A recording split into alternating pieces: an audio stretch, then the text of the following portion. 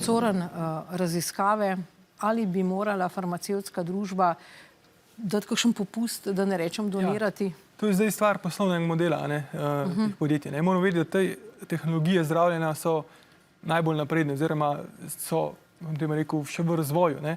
In vemo iz proizvodnega sveta, da ko nek produkt pride v masovno proizvodnjo, mu cena pade. Do takrat je pa to butična zadeva in je dejansko draga zadeva. To so dragi aparati, dragi postopki, najboljši ljudje delajo na temu, in te zadeve niso poceni. Tako da, če bi zdaj farmacevtska industrija tukaj dajala popuste, lahko da popust promocijsko, da recimo spromovira neko zdravilo, ampak bo z njim potem še zraven ozdravila, še recimo najmanj 100 takih primerov. Je pa res, tako lahko beremo in slišimo, da se ne lotijo sploh takih študij in raziskovanj, ki jim ne bi prinesla veliko denarja. Zdaj za 2 milijona, dobro. Oni so gospodarska družba. Oni morajo ravnati, oni imajo tudi svoje zaposlene. Oni pač delujejo tako, da se pravi, da lahko obstajajo. In nažalost, potem tako izpade na drugi strani, da ne želi industrija pomagati, ampak v drugi fazi ima pa tudi ona odgovornost do svojih milijon ljudi zaposlenih v farmaciji. Torej, tudi vi pričakujete, da boste vi osebno od umetnega želodca in črevesja nekoč dobili nek cekin? Ja, jaz mislim, da bo, če bo poveča učinkovitost raziskovalnega procesa, bo to slej ko prej prišlo do cene zdravil. Seveda bojo vmes še pobirali dobičke in vse te stvari, ampak ko se bo to znanje enkrat generaliziralo na celotno znanost, bo siguren doprinos. Je pa zdaj pa vprašanje časa, kdaj bo to pronicalo do dol. Dobro, zadnja tema. Slovenci imamo nekaj izjemnih sonarodnjakov, ki so velikokrat žal povsem pokriven pozabljeni. Naštejmo jih samo nekaj. Za olimpionika Leona Štuklja pred osamosvojitvijo praktično nismo slišali. Tudi general Rudolf Maister je bil v socialistični Sloveniji bolj kot ne obrobna zgodovinska oseba.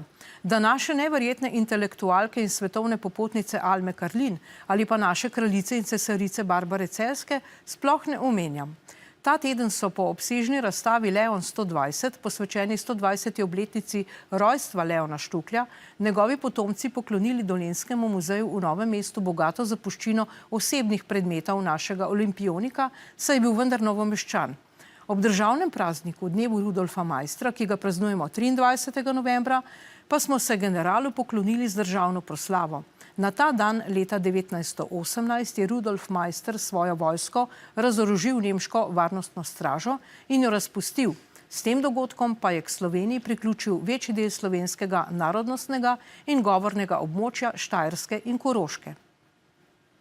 V nasprotju z željo močnejših, in kar je enako pomembno, v nasprotju z željo in ukazi iz Ljubljane, je v nekaj dneh in tednih okrog sebe zbral junake. Okrog 4000 vojakov in okrog okoli 200 častnikov. To so torej naši, recimo, pozabljeni junaki. Ampak poglejmo zdaj, jaz sem po lastni presoji izbrala poleg Maistra in Štuklja, ki sta nastopila ta teden, seveda še Barbaro Celjsko pa Almo Karlin. Zdaj pa, da vam povem nek podatek, poleti sem bila v Olimpijskem muzeju v Luzani v Švici in tam, ne boste verjeli, med stalno zbirko ni Leona Štuklja. So seveda neke premične zbirke, ki jih menjajo, ampak toliko imamo nekih športnih funkcionarjev, ki se vozijo po svetu in služijo z dnevnicami, pa niso poskrbeli za našega Leona Štuklja. Kaj vi rečete, doktor Šešerko? Ja, predvsem je tam predsednik Olimpijskega komiteja, ki vem, da je veliko potoval in od njega bi pričakoval, da bo malo pozorn ali pa da bo vsaj drugim naročil, da naj bodo pozorni na to. Ker res je, če si iz malega naroda, ni isto, kot če si iz velikega. Ko sem jaz bil v Parizu, sem videl, tam so Američani prihajali študirati v Pariz in so imeli pogoj, da so najmanj 3 leta tam. To je bil pogoj, da so lahko tudi dobili dobro štipendijo. Jaz sem pa komaj dobil za pol leta, pa še za pol leta, potem je bil pa konec. In tu smo si sami, jaz ne bi krivil drugih narodov, ampak bi rekel, mi sami bi morali biti tu bolj pozorni in svoje ljudi mednarodno tudi bolj podpreti. Promovirati, ja. Ja, imamo pa zelo slab primer v Evropski komisiji, ko smo imeli možnost dobiti podpredsednico Evropske komisije, pa je sam predsednik vlade to preprečil in je potem se cela stvar čisto razvodenila. To je res, ja. Zdaj ste tudi na ta ženski moment opozorili, tudi sama sem zbrala recimo Barbaro Celjsko, ki je vendarle naša povezava z britanskim dvorom. Sama sem delala oddajo o tem, ko se je Henry poročil. Točno nekaj generacij smo mi v sorodu z Windsorji, ki so pravzaprav nemški knezi in kralji, ne pa britanski. Torej, zakaj v bistvu ženske naredimo za čarovnice? Tudi Alma Karlin. Ona je tu imela krasno knjigo, ki je že razprodana in sem si jo sposodila. Ona je državljanka sveta in mi nič o njej ne vemo praktično.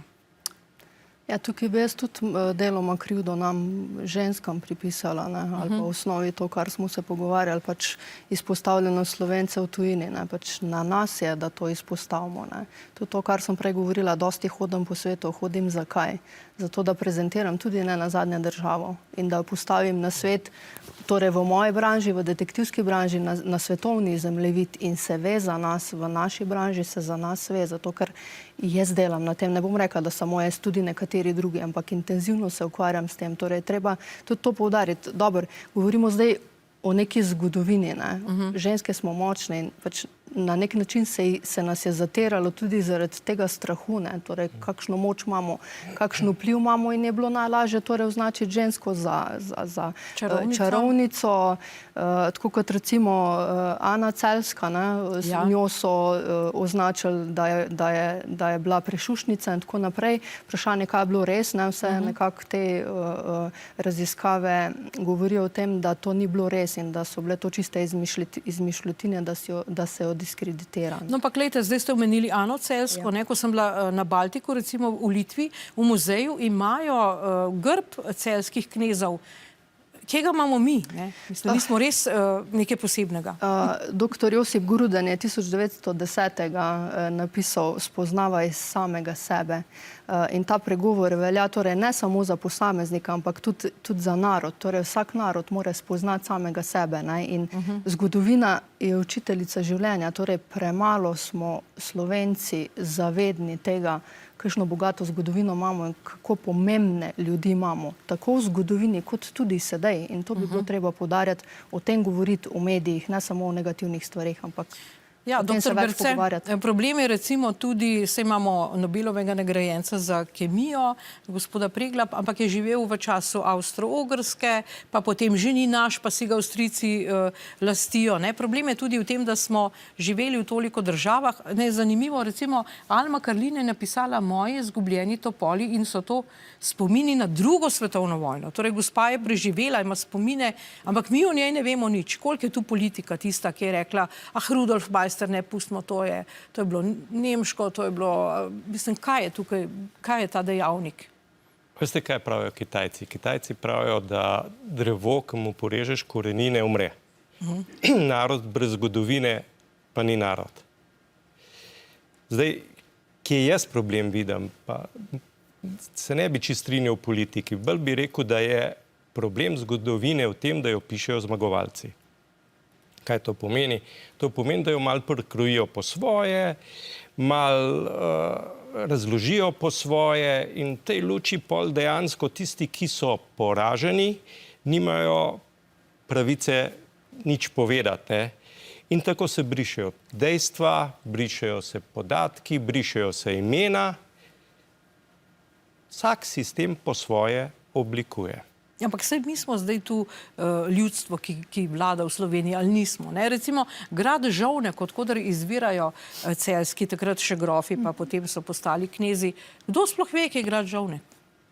Tja. Propadajoč, neka civilna iniciativa ga obnavlja. Neki mizarji. Takih gradov imamo še kakšnega po Sloveniji. Vemo, to je naša kraljeva družina.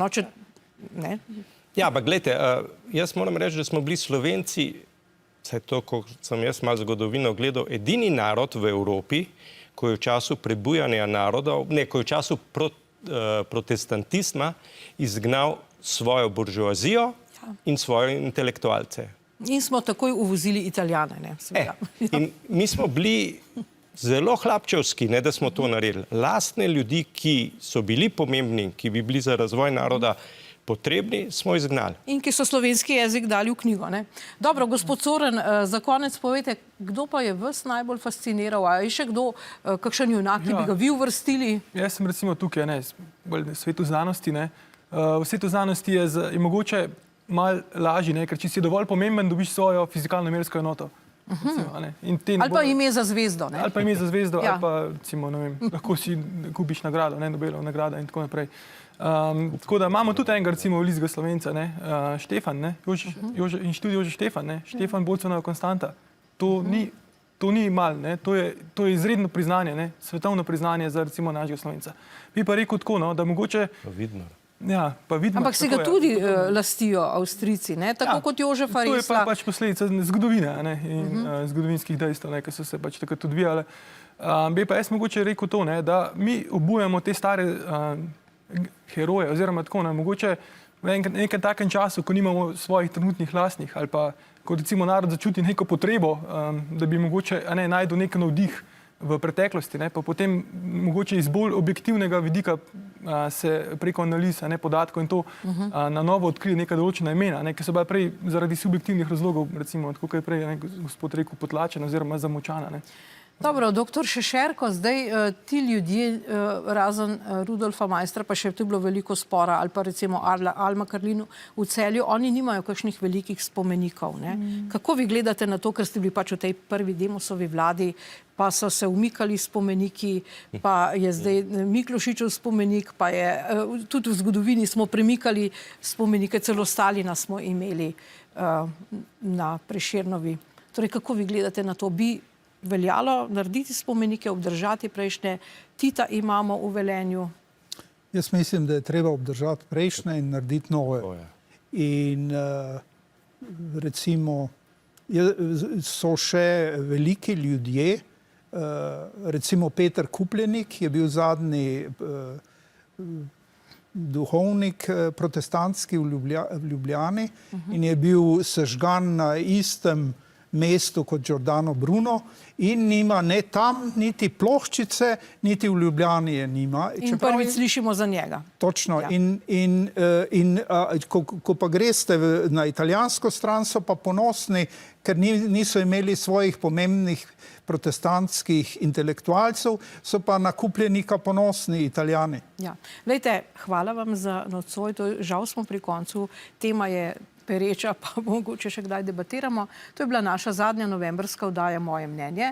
Gostom se zahvaljujem za komentarje, vam pa za pozornost in vas vabim k ogledu decembrske oddaje, ko bo z vami Mojca Pašek Šetinc. Nasvidenje.